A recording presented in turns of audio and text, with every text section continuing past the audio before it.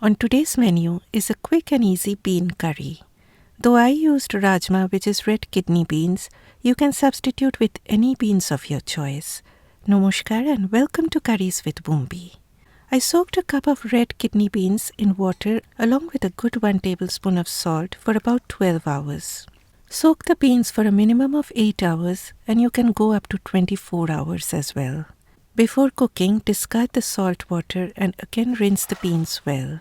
The salt softens the outer skin of beans, as a result of which the outer skin doesn't burst open when getting cooked.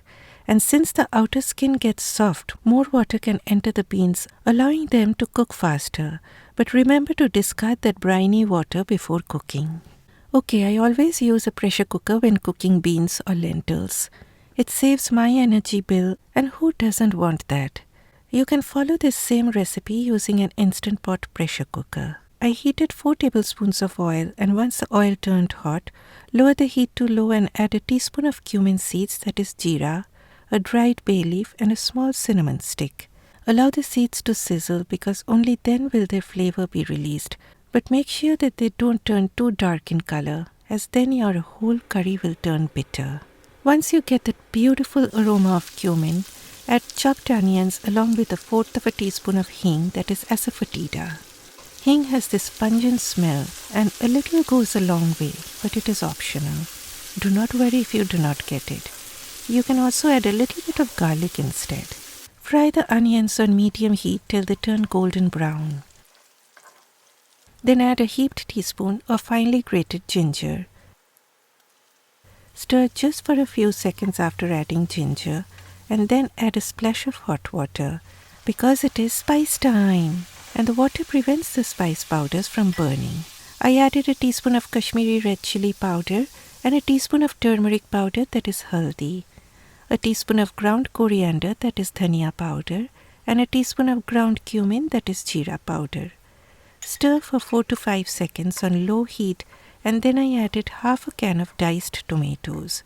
You can also use fresh tomatoes, but in that case puree 2 medium tomatoes in your blender and then add it. Stir everything till the tomatoes dry up a bit and then add the kidney beans.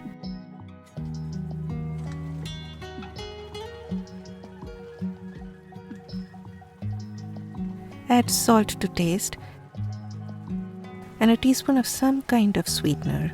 I used jaggery powder, but you can also use light brown sugar or regular sugar, or just leave it out if you have any concerns. Stir the beans for about 2 to 3 minutes on medium-high heat and then add 1/4 teaspoon of ground black pepper, a teaspoon of crushed dried fenugreek leaves, that is kasuri methi,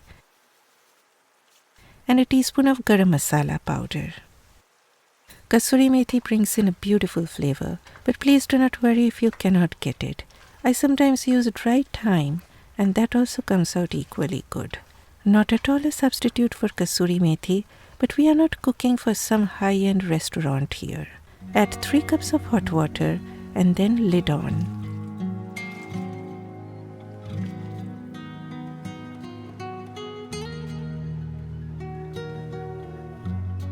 Allow it to come to full pressure on high heat, then lower the heat to low and pressure cook it for 30 minutes.